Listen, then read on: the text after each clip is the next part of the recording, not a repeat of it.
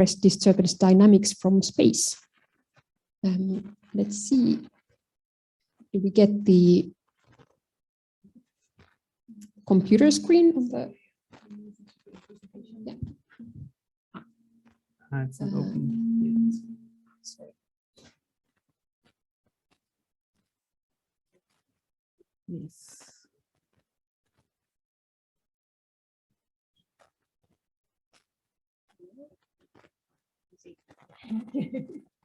It opened before. No? Okay.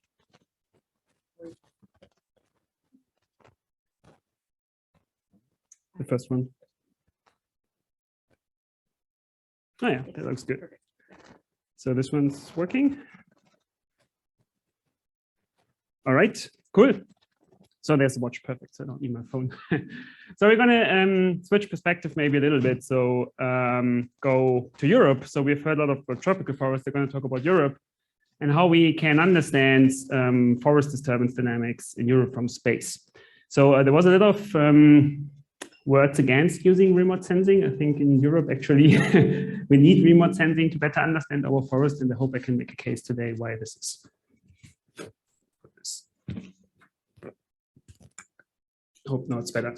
So I want to start with the forest map of Europe. So the EU defines that we have like 182 million hectares of forests. I'm sorry, like Britain is not in there now, but this is the best estimate I found. And stating in their current European Commission strategy on forests, they value European forests as one of the most important natural resources we actually have. So there's a lot of services we get from forests in Europe, like ranging from producing timber to carbon sequestration, water purification, but also like enjoying our pleasure time in forests. It's a really important function of forests. However, we have also seen pictures like this. Large-scale bark beetle outbreak, killing whole stands. It's Ips typographus, it's the most common spruce bark beetle we have in Europe. Or like this, it's a 2,000-hectare forest fire in the Italian Alps, burning basically all the trees in this watershed. Or like the, pictures like this, it's a wind throw in Italy, Storm Vaia 2018, leaving large-scale disturbance patches on the landscape. So one of the questions we have is, are actually forest disturbance dynamics changing in Europe?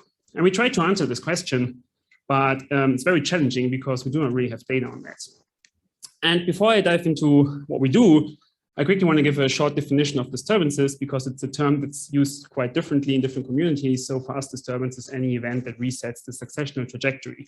So it's basically a stamp replacing disturbance that can lead to the reset of the development trajectory, and it can be either fire, bark beetle, wind, but also a chainsaw. Also a chainsaw can reset the successional trajectory. So as I said, there's hardly any data on forest disturbances in Europe, which is a little bit surprising that we manage our forests like for hundreds of years. Well, we have forest inventory data, but we have very little information actually on disturbances. So I'm a remote sensing scientist by training. So when I started this project 6 or 7 years ago, I was like, yeah, let's use satellite data because one of the satellite archives we have, the Landsat Archive, is actually quite long in temporal dimension. And it's actually the longest civilian running civilian monitoring system we have. So it starts in 1970, it goes until 2020, it continues into the next years. There's already Landsat 10 announced. So we have more than 50 years of data we can actually look at forests. So that's a pretty cool time series, considering that many ecological monitoring sites actually are 10 or 15 years, which is already considered very long term. And with this, we really have several decades of data we can look at. So what do we do? So this is an image taken from Greece, in the south of Greece, and this is a forest. And if you look at this red cross, in June 2018 and then in August 2018, you can see a substantial change in the colors of the image, so in the spectral reflectance properties. And this was caused by a forest fire. This forest fire was very popular because a lot of people died on the beach. They were tracked on the beach, so it made big news, media attention 2 years ago. So we can do this for 2 images, so you can see the changes, but we can also do it for a series of images. So we start in the mid-80s with Landsat 4, and we can have the consecutive pictures over time from the same spot on Earth. And now we can kind of peek through this stack of images. And if we have a forest that wasn't disturbed, we have kind of a stable trajectory over time. So this is a vegetation index, like an index of photosynthetic activity. Basically, there's not much happening. It's a little bit of fluctuation, but it's overall stable. If we peek through the stack at a position where we actually have a disturbance, for example, a fire, we will see this like abrupt change in the spectral signal. And this is what we call a canopy disturbance. So it's a turnover in the canopy that we can see in the spectral reflectance properties tracked over time. So we do this not only for single pixels, but we do this for all pixels available in Europe. It's a lot, it's several, I don't know how many, it's really a lot. So the pixel size is 30 meters. And what you see here is basically all those little colorful dots popping up as a disturbance that we track from space. And this is a really nice example because what we see here is the development of a bug beetle outbreak in the mid of Germany. So you can show it again, so you can really nicely see how it starts with single patches and then it gradually grows over time. The colors indicate the year, and so we can actually track the spatial and temporal progression of those disturbances at the landscape level. So just wait until finished. So this is 2020. So really the whole landscape is disturbed by now. This is how it looks nowadays. So basically all the forests have been gone, or all the trees have been gone, not the forest, they're going to regrow. But it's really nice that we can track those spatial temporal patterns in the satellite data. So we implemented this in a cloud computing platform, so we can actually scale it to the European continent. So this is the map. So you see those colorful dots again on the map. And now we can compare the spatial temporal patterns of forest disturbances, of human management disturbances, for example. This is a pine plantation forest in Poland. We can compare to wind throw disturbances. This is the storm Vaja in Italy I showed earlier in the slide. And this is, for example, forest fires in Portugal. So we now can consistently compare the spatial and temporal patterns of disturbances across Europe. So going back to the question, are forest disturbance regimes changing? And one of the first answers I'm going to show is the canopy disturbance rate, so the proportion of forest that is disturbed per year over time. And this canopy disturbance rate has been increasing. And we started at roughly 0.75% per year, and we are now way above 1% per year. So we really have a strong increase in the forest disturbance rate over time.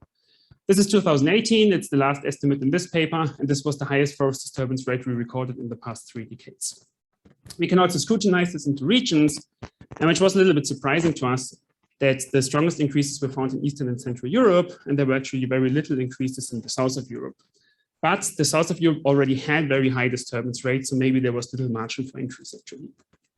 This is just an update we did last year, and you can actually see that here's 2018, then there's 19, there's 2020, Central Europe, same for Eastern Europe. So 2020 actually has been even above, and this is kind of the highest disturbance rate, the highest disturbance anomaly, up to 120% above the long-term average that we ever recorded. So this recent disturbance wave in Central Europe is really outstanding in the recent history. The nice thing about remote sensing data is that we do not only have the temporal trends over time, but we can also look at spatial patterns. So we can actually quantify the disturbance regime in terms of the spatial patterns. And what we do is we also look at trends in disturbance size, so how large is the disturbance patch. We look at trends in disturbance frequency, so how many disturbance patches are per square kilometer forest, and at the severity, so what's the proportion of the canopy that's lost during a disturbance.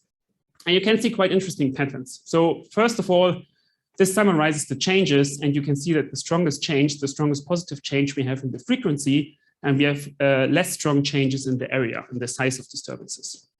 This means that the increasing rates we observe across Europe are mostly driven by more disturbance patches and not necessarily by larger disturbances. So disturbance size is not really changing, but it's more disturbances we have on the landscape.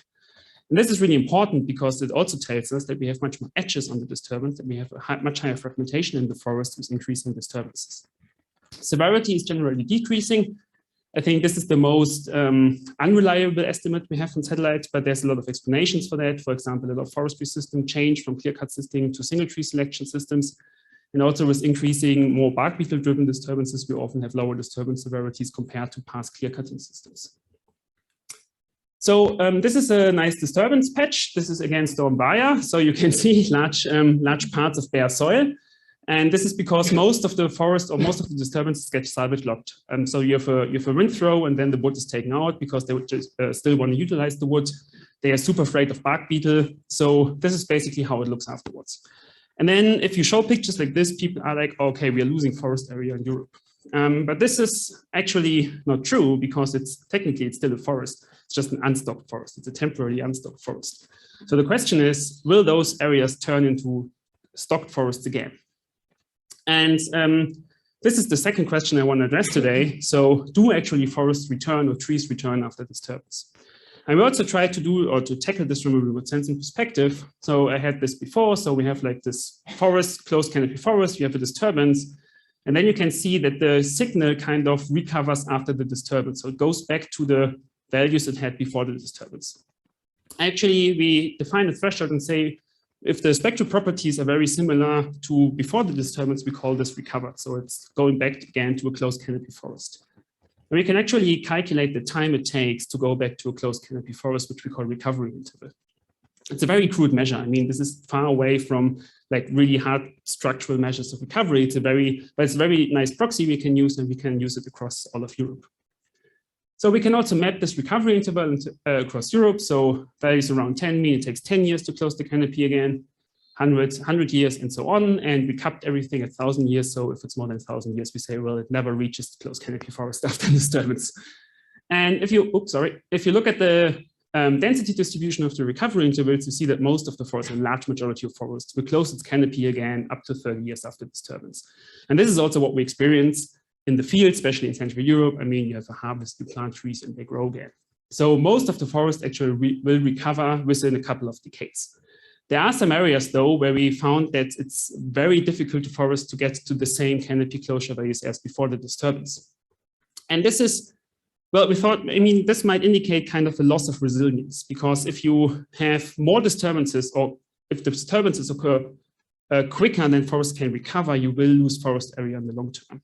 So this is a loss of resilience, because there's more disturbances than the system can handle.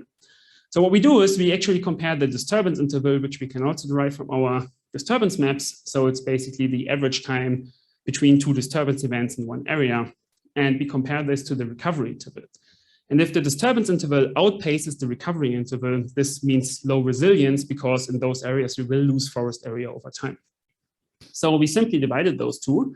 It's a very simple index, and we call this resilience. Very loaded term. I know I don't want to start a discussion about the term resilience here, but the value close to 1 just means that we have disturbances as fast as recovery. So basically we harvest or we disturb in the same rate as the regrowth. Everything that's blue means we have, or regrowth is faster than disturbances reoccur, and everything that red means that we have faster disturbances than regrowth occurs. And the red areas are really easy to spot, but which I think is more important, that most of Europe is blue. So most of those forests are highly resilient to the current disturbance regime. There are disturbances and they are increasing, but most of the forest will regrow to closed canopy forest after disturbances. We have some areas where we found that resilience was actually low.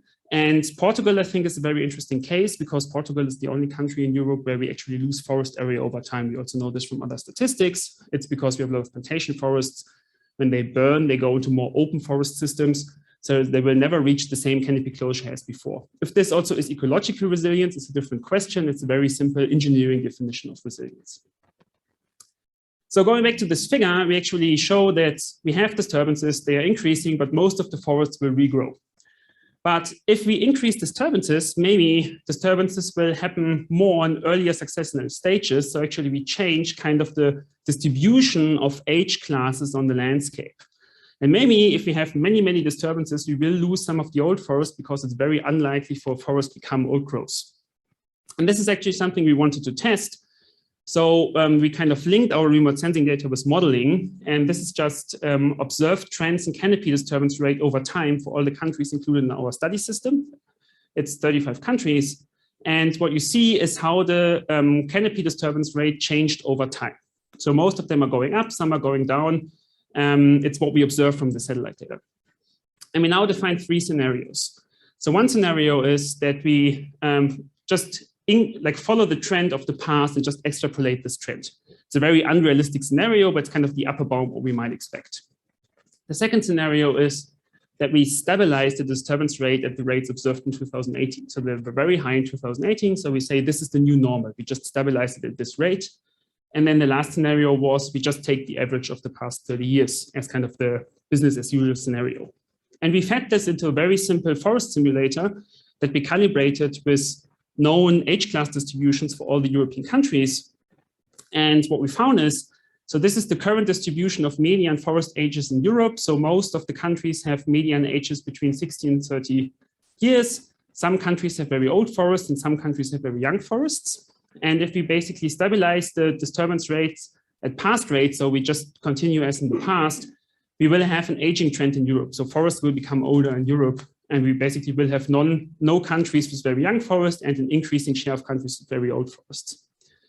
If we stabilize the rates at the rates observed in 2018, we will hold this aging trend. So we kind of freeze in the current situation with a little increase in countries that have very young forests.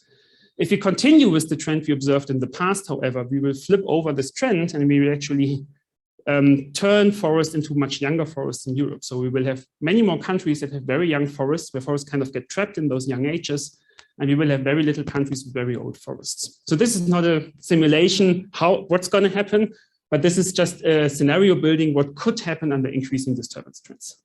And I'm running out of time, so just a short wrap up. So we found a consistent increase in disturbance rates driven by more and larger disturbances. Majority of disturbances return to close canopy forests within 30 years, so indicating a high resilience, and further increase in disturbances might tip the demography of European forests. So this, thank you for listening, and happy to answer questions later on.